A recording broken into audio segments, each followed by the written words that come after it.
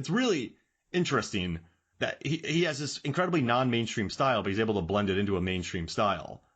Yeah, he's definitely got a niche aesthetic. I can't watch Slither. I saw it once. I will never do it again. That's an Achilles heel for me. The creepy crawlies, that was not a good time for me. It was a grand time for my buddy who dragged me with him to see it and laughed at me the entire time. Because as much as I'm a horror fan, that's not something I need to see again. But it's interesting because Belko came out the same day as the live action Beauty and the Beast. Oof. And this thing was doomed from the beginning. Doomed. And I still carry on and say, well, I went to see the right movie that day because it was me and 3 other people, whereas everybody else was seeing Beauty and the Beast, which I still haven't seen. And I've seen Belko at least 3 or 4 times. But again, these are not movies for everybody, and I recognize that. I know that my tastes are usually kind of offbeat, and they're not for everybody, but I embrace my weird.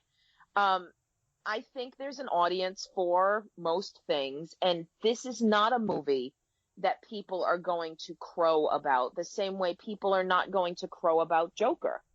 A lot of people who saw that film never need to see it again because it was disturbing and it's unsettling, and the general movie-going audience doesn't want ambiguity. It doesn't want the villain to get away. It doesn't want unsettling, uber-violent occasions. You wonder sometimes why the Coen brothers do so well, because all of their movies have that uber violent moment that catches you completely off guard. But I don't know. I just think that it's got its place. I think it knows its place. I don't think it tries to be anything more. I don't think this was ever a film they thought would be a blockbuster. Mm-hmm. Just make a good $50 million worldwide on a $12 million budget. Do maybe a $15 million marketing spend. Pull in some bank, make Gunn and his brother and cousin happy. Right. And I think that's interesting. You get this element of, make yourself happy, not necessarily make everybody else happy. You make Guardians so you can make a movie like this, or so you can put some money towards something like this. You know what I worry, sorry to interrupt, what I worry about one concept idea movies is movies with just one concept. It's very hard to make. I mean, when you think about Alien, it's an alien gets on board a spaceship, explodes from someone's chest, and murders everybody.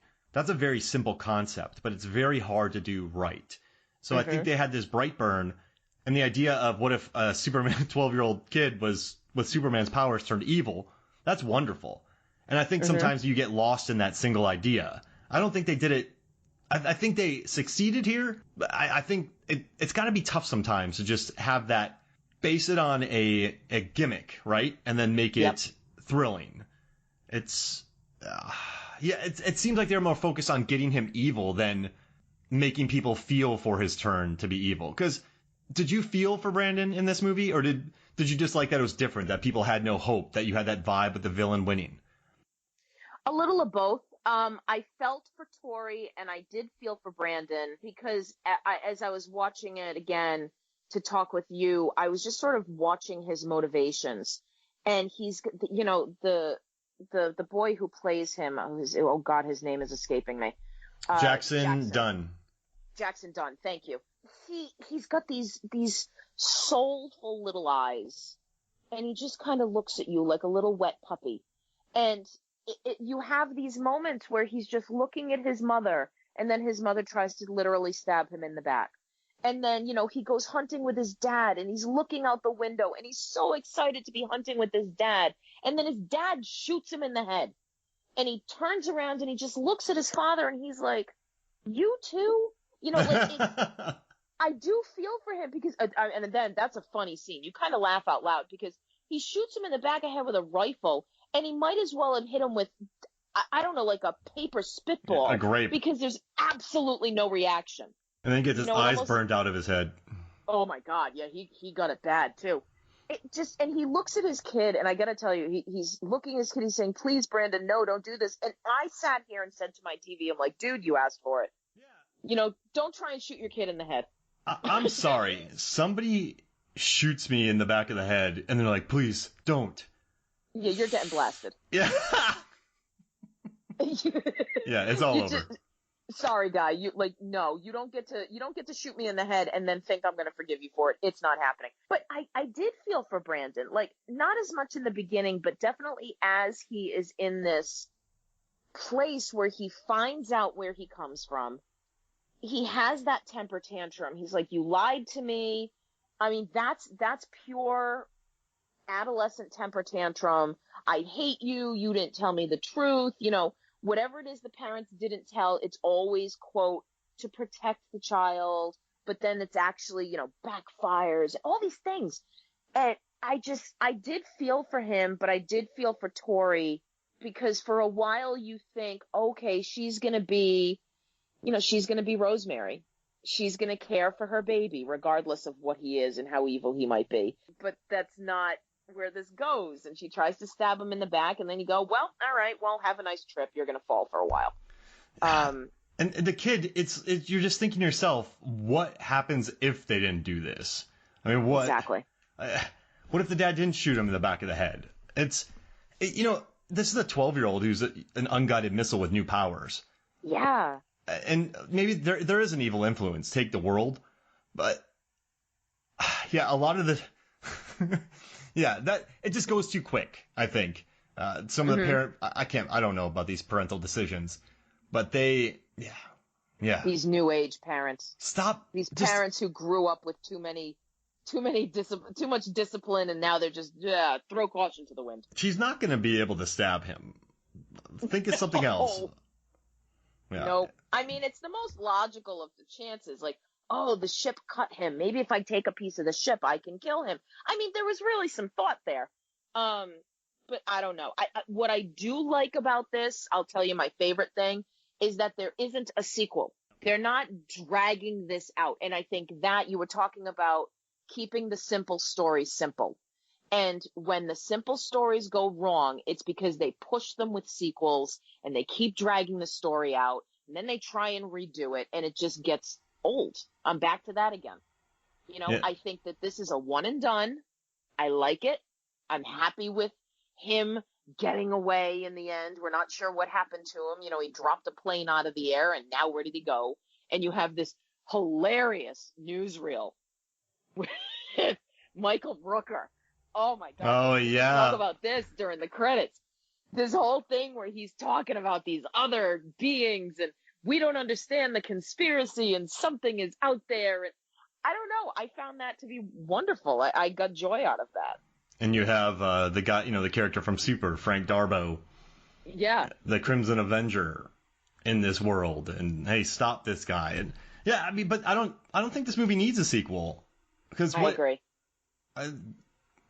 I like it. Tell a nice one-off, and I think that's maybe a very Gunsian thing to do. Like you don't need to see this kid running amok. And thank God for that, because everything has a sequel now. Every story is dragged out. Mm-hmm. I'm not somebody who's big for book series and television series. Like my biggest gripe about The Handmaid's Tale is that it did not end at the first season. As far as I'm concerned, that's where it should stop. Is it still good? I don't know. I stopped after I watched got it. half of the second season. I really did, because I started watching it and I went, yeah, I don't care anymore, because like the story stopped. I like the ambiguous ending of the book. I like the ambiguous ending of the first season. I don't want everything tied up. I think that it's more interesting that way. But again, I'm in the minority. Thank you for joining me on this. This was, you helped me unpack my feelings a lot more about it. And I think I like this movie more now because it. Oh, cool. Well, but I think you spoke to me in a way of how there's no hope, there's no hero, and there are some surprises. I mean, even though the gore is super, sometimes I thought it was a little unnecessary, it caught me off guard. And when that happens in a film, I guess for a $6 million budgeted movie, that's what it's supposed to do. So this was an effective movie that I'm surprised it has such good scores, because it is it's very bloody.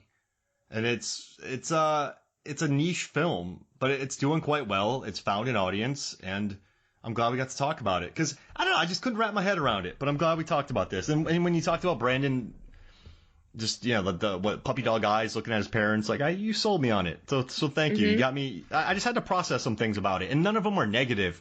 I just had some questions I wanted to ask. And I think when you ask those questions on the internet, it just makes you look like a jerk. But when you're talking about it, it's kind of, it's nice. You're a little less of a jerk. Yeah. I mean, I'm proud to have brought you to the dark side, Mark. The, the dark side where we have a Brightburn, if you allow me a stupid joke. Hey. I don't know. Like I said, I like the ambiguous stuff. I like the stuff that's dark and strange. And, that gore. I mean, think about a movie like Hereditary. Like that movie just slapped you silly with surprising shocks and things like that. And some of the best movies, the ones that we remember, are the ones that completely knock us for a loop. Whoa. So Hereditary bored me to tears. No. I knew Mark, exactly. we have to have another episode. Yeah, let's do it. Please. I knew what's wild? There are some films where I know exactly where they're going. And yep. I can live with them. But Hereditary, I knew exactly where it was going the entire time. And Interesting. When you walk towards, it's like you're walking towards a mountain. You just see it far off in the distance. You're like, I'll get there in a half hour. But then you realize it's like 30 miles away because it's a stupid mountain and you're just walking straight towards it. That's how I felt watching Hereditary. It just took forever. Oh, fair enough. And what's weird is I've watched other films. Like I recently watched a movie I think is probably one of the best horror. I just talked about it. One of the best horror films of the last 10 years, The Dark and the Wicked. I was on that film's wavelength immediately. I knew where it was going. I knew anybody who came in. I had a weird vibe. I connected with it, and I think it's beautiful. But for some reason, Hereditary, it felt. What I like about Brightburn. There's nothing cute about it. There's nothing precious about it. And that's a good word for it. There it goes. Now I like this movie. There's nothing precious about it. There's nothing cute. It's just meat and potatoes, $6 million. Let's get there. There's a lot of meat. Yeah, exactly. Oh, gosh. Bloody meat. Hereditary and Midsommar and some of these other films, they just feel too precious. They feel too cute. They feel too... I don't... They don't work for me. I don't know. Ari Aster, I think on a technical level is brilliant, and the performance he gets, the cinema. I mean, the production design I teach to my students in Hereditary, the way that they built the houses, it just never spoke to me. It's not like a orb that crash landed 12 years ago, then woke me up and taught me a foreign language. It wasn't on my wavelength. But so yeah, you know what? Let's do Hereditary next. Oh, I'm down. I'm absolute, because I am all about like Ari Aster, whatever he's going to put out there, I am there. Oh, wow. And I would also tell you, like, I wonder, because one of the reasons I think why I like that movie so much is because I didn't have the faintest idea what I was walking into. Yeah. No idea, because of my no trailers thing. And, that one particular death that we all know about, literally sat up in the theater and was like, oh, Jesus. Did you lose your head over it? I sort of did. I don't jump. I don't say out things. I don't twitch. This one, I think people thought I was nuts because there's different things in the theater, in the trailer that I reacted to in the movie because it was the first time I'd seen it. But this is a conversation for another time. Yeah, absolutely. We'll bring you back and we'll talk Hereditary. Maybe you can change my mind about it. No, I'm not saying I don't like Hereditary because that would be controversial. Not controversial. That would be me being contrary, or me being cute, like me being provocative. Because on a technical level, acting, cinematography, production design, performances, wardrobe, I mean, all of that, it's score, it's done to perfection. It just never spoke to me. And I tried. I think that's fair, though. Yeah. And I didn't go into it with any agenda. I really didn't, because I don't think I'd watch trailers anyway. I watched it in the theater the opening week with maybe 2 other people in there. So I went. There wasn't a packed audience annoying me. I had the optimal experience to watch it. I don't know. It's weird. It didn't speak my language. It's odd. But then there's movies like Lighthouse, Dark and the Wicked, or the movie Devil. That movie's really I love. I've defended that on the Movie Films and Flicks podcast before. That one's it's so earnest. One? Yeah, it's so earnest. And it's a fun movie. And you know what I like too is the dowdles, the little touches of red on each character that you don't notice until the third time you watch. So the guard, his lapels are red, but all the other security guards don't have red lapels.